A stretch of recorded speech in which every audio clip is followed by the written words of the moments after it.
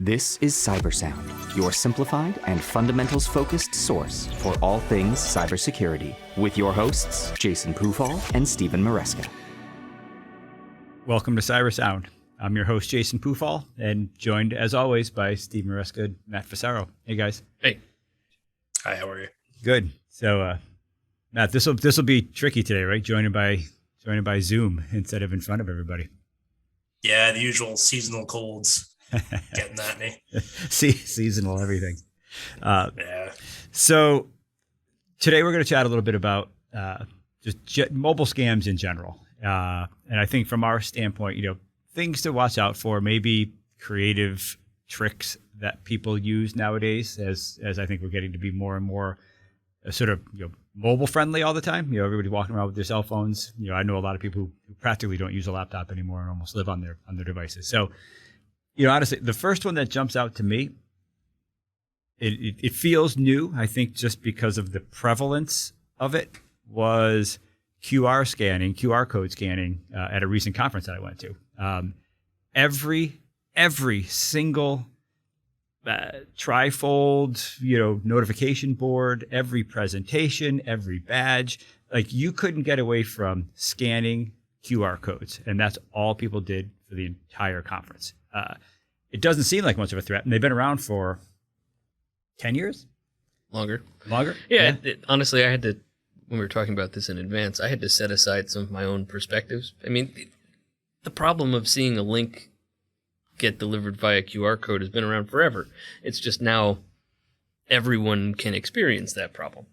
Yeah, well, I think more fun for all. Well, they're on cereal boxes, right? So now all of a sudden, at least it seems like all of a sudden they're pre-presented everywhere, where it was maybe a niche or a neat little thing for some period of time. I feel like it's the way now to get people to drive them to a web page. So it just seems like there's so much opportunity there to use them maliciously. I mean, you're scanning them blindly. You have no idea what that little square symbol means. Yeah, it's also gotten a lot easier. Like the user experience is much more straightforward now. Before, you used to have a special app on your phone or whatnot. For example, if you have an iPhone, just open your camera, it's there. Right? Yeah, just click the link. That wasn't the case before. So I think that's why you're seeing it a lot more often now. It's just so much easier. And they work from, at least seemingly, they work from afar. I mean, people were just randomly holding their phones up from, 40 feet in these big auditorium rooms, maybe more. Yep. It seemed to work. So no shortage of opportunities, I think, to redirect to malicious links or sort of drive people to content that maybe they don't want to see. Right. I think that the most likely scenario here that people would encounter is just that, something deceptive associated with the legitimate business that they're frequenting or something like that, an advertisement just to get them to land somewhere. What's the impact? I mean, it could be anything, right? It could be, hey, give us your money with something that is a social issue that's going to drum up some emotional support, right, but is not really legitimately a charity or something like that. Right. Or it may not even be really a theme of a conference, for example, sure, or something like that, right? Right. But I think the hardest part is, so often when we're doing security awareness training or education, we always say, here's the things that you want to look for. If you get a phishing email, here's how you hover over a link to find out if it's suspicious or not. It's really hard with the QR code. I mean, it is just a square bunch of lines, right? I don't know where you get that context. The links are usually shortened as well. Right. So even if you can see it, they'll shorten the link, so you don't really know where it's going to get redirected to. Yep. So, I like to give people advice and say, be mindful of this. And in this case, I don't, I guess it's trust the source that, if it's your Kellogg cereal box, right, it's probably reasonably legitimate. If it's a street sign that you're walking by in the middle of the city, I don't, buyer beware, maybe. Yeah, same thing sort of applies. Look at the browser. Where is it? Yeah. Is it reasonable? Okay. Yeah. There are ways to preview QR codes. A couple websites where you can, you can visit them and then take a picture, and it will tell you what the actual destination is likely to be. That might be a good thing to use or to seek out if there's uncertainty. But to your point, there's not much else that you can do. There's not, but they sure are convenient. I'll have to say, in general, the utility is pretty nice. So I guess just pay attention to what you're taking pictures of for scanning. I think, Steve, one of the ones that you wanted to chat about a little bit was sort of the MFA credentials via text message, and some of the risks maybe around that because we see two-factor now, right, as such it's like the saving grace for in that authentication chain. Right. And the context that I was thinking most about was the delivery of a second factor, code. If you're logging into a bank website or something like that doesn't verify your identity except by delivering a text message. It's possible to intercept those. It's relatively straightforward if you have malicious intent and know when someone is going to actually receive that message to intercept and deliver before they, actually have the ability to use it themselves. But the truth is, it was not as easy, as recently as a year, 3 years ago. It was hypothetical. It was a technical problem. It could be achieved, but realistically, a bit of a hurdle. Now it's available to anybody who wants to sign up to a less than scrupulous provider of text messaging services. Bottom line, the answer here is be careful about use of services that do text message based multi-factor. Maybe use another option if you have it available. So expand on that for a second, though. In like, what's a less than scrupulous provider? So when I think about it, I think about I have a financial institution, and in order to authenticate, it sends me a text message. So there's been I haven't signed up for anything really at that point. So what I'm referring to are effectively gateways into SMS delivery networks, into cellular delivery networks. There are cell providers that allow third parties to sign up as a vendor and effectively assert the privilege of receiving an SMS for a particular subscriber. Some of those gateways are very good about verifying and ensuring that the entity signing up to assert that they can intercept it is legitimate. Others, less so. Gotcha. That's all. And also be careful of the device you're using, right?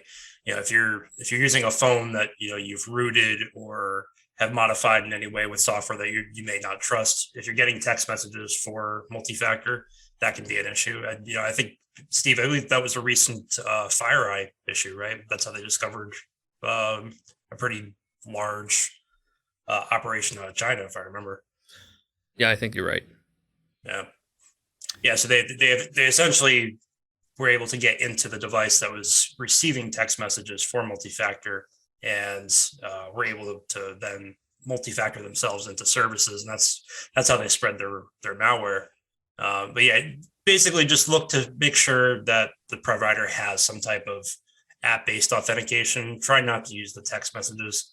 Financial institutions, I have to say, are the biggest violator of that rule, right? Though.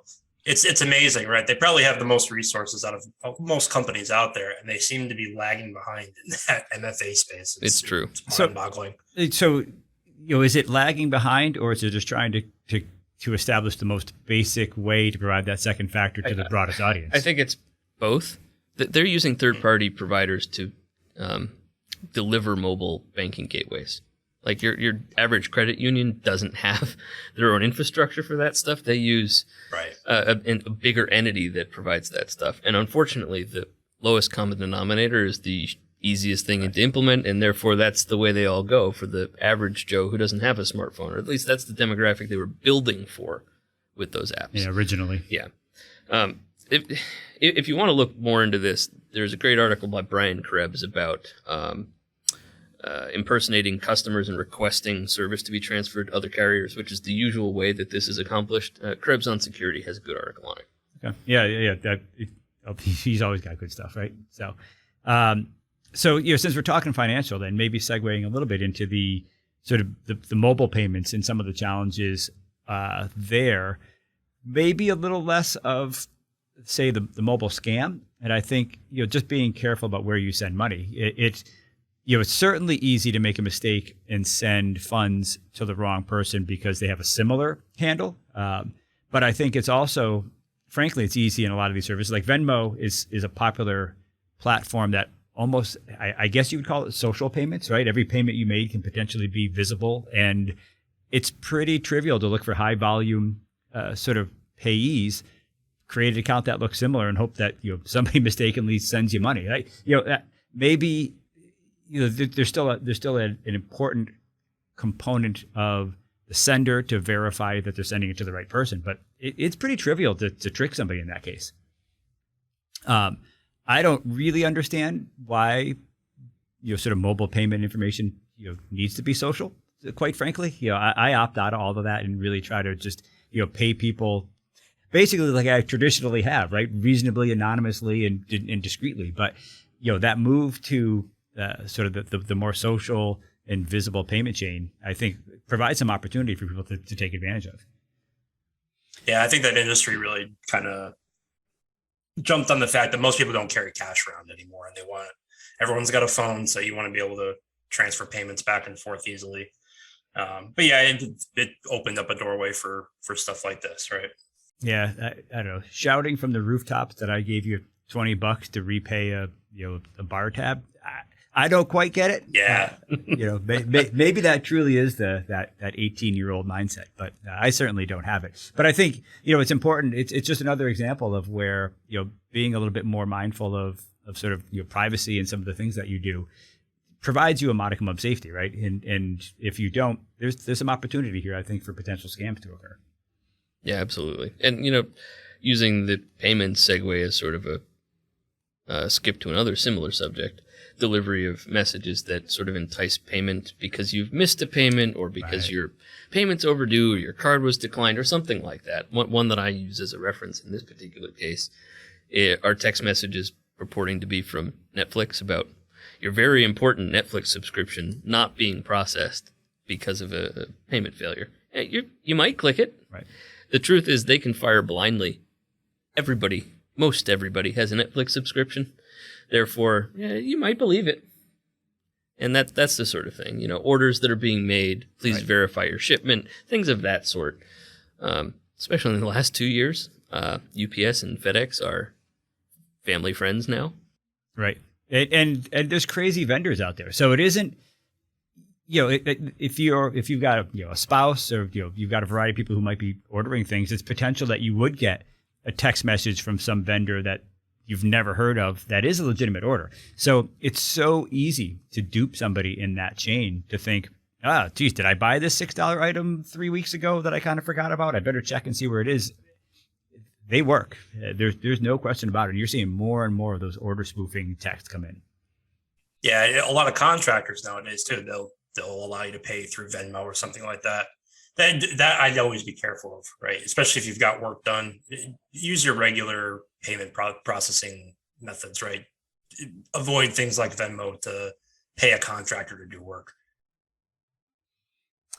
So I'm kind of curious, what's your rationale for that? And actually, it's funny when you said use your normal payment processing, I think to myself, what is that nowadays? Is it a check for your contract? Like, what is the normal path? Sure. So, I mean, cut a PO, cut a check to these people, transfer it through an ACH or something like that. If you've got someone come, this is typically like trade work where you'll get someone to come and do some work for you. You have no idea if you're actually paying that person or the company. If they do ask you to do Venmo, maybe just call the company headquarters and say, hey, are you actually asking for this? What you don't want to do is end up sending money to the wrong people, thinking that you've actually paid for the service you got, and that's not the case. Right. Yeah, I mean, it is interesting now. It used to be so easy to hand a $20 bill to somebody and sort of know that they got it. Although I guess that was reasonably untraceable later if somebody said, well, I just never received it. But it is easy to pay the wrong person. A variety of mistakes in that chain can certainly happen. But I think your point is well made about paying an individual versus paying a business. I mean, that's a real potential outcome there. Yeah, I mean, even if you paid in cash, though, they'd write you a receipt, right? So you'd have something to at least go back with. You pay on Venmo and you pay the wrong person, yeah, you're not getting that money back. Right. Curious, we were talking a little bit about push notifications at one point. Steve, I don't know if you want to touch on those or if you feel like you sort of covered that with some of these.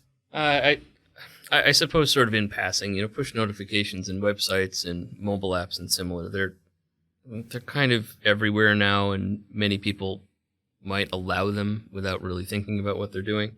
It's just another delivery mechanism for an alert that might be deceptive. That's all that's really needs to be said about them. Be careful about what you're agreeing to. Yeah. I think that more than that, I'd like to shift to the spoofing context, because I think it's the bigger problem in most of this conversation. Really, text messages can be spoofed. Phone calls can be spoofed. We all receive far too many from providers that aren't really the folks who are calling, really. And it's a side effect of the way that phone networks work. Ultimately, there's no requirement that the actual originating network validate that the caller is who they claim to be, and that's changing gradually. There's a new similar to SSL certificate type of solution to validating the originating caller out in the mobile world. It's called Shake and Stir. It's taking some time to actually get rolled out. You might see this being advertised as spam call prevention or deceptive call apps that are being provided by Verizon, T-Mobile, or others. Enroll in them. They help. It's just a filter. You might as well not get taken when you're expecting to be called by a number that is used in that capacity. It's it's interesting. On the one hand, I don't know that I pick up my phone ever. So I think the risk of being spoofed is getting lower and lower simply because of that. I almost don't trust any number that comes in anymore. But I have seen Verizon, which is my carrier. I think they do a pretty decent job of labeling incoming calls as potential spam. Pretty regularly. They don't get all of them, and I would say when I do brave and pick it up, almost always it is spam. I don't feel like I ever get something that's not already in my contacts as a legitimate call anymore, which is a challenge. Well, here's the problem to some degree. The carriers used to charge for call filtering. That's no longer the case as of 2018, 2019. But there's an expectation out there that using those capabilities is actually more expensive, and I think that that's actually, to some degree, encouraged the continued proliferation of these spoofing calls and text messages, and it's a really unfortunate problem. Yeah, it's interesting.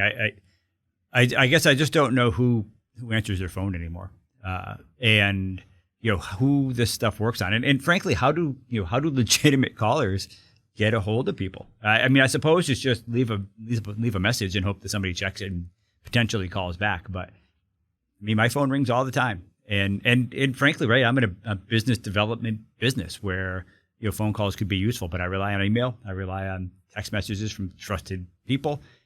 The phone has largely become useless to me in many ways, except for an outgoing device.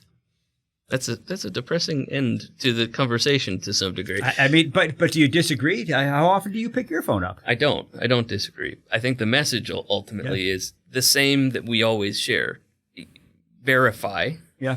Make sure that you have the communication from an entity you believe should be communicating with you, and even then distrust it. Go to their website, call them. Don't take the action requested. Same old story. I feel perkier already after that description. I feel all kinds of better. I think there are so many ways. I feel like this whole conversation is, how do you avoid being tricked by people who are attempting in some way to communicate with you, right? And whether that communication occurs through a QR code or a phone call or a spoofed text message. That's what all these things are, right? It's try to get you to engage in some sort of a dialogue, whether it be verbal or electronic, and then to some degree trick you. So this isn't that uplifting a conversation, I think, from the start. And I'm not going to say anything else on it, but if Microsoft claims to be calling you to provide tech support for your system, it's not them. Just hang up.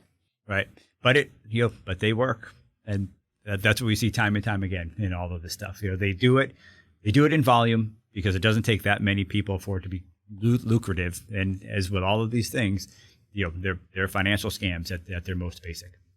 So I think just being mindful of that, as always, being somewhat vigilant and thinking through a little bit, kind of what's going on. And if you don't know the source, give it a second thought and really be mindful about what you're doing in these activities.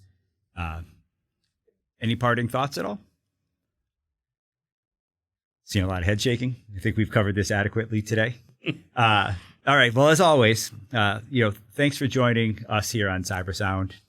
We'd love to hear some feedback from you. If you want to reach out to us via Vancord at LinkedIn or Vancord Security at Twitter, we're always happy to get feedback. If you heard something that you don't agree with, feel free to let us know. Any feedback is interesting and gets the conversation started. Thanks everybody for listening. Have a good day. Stay vigilant. Stay resilient. This has been Cybersound.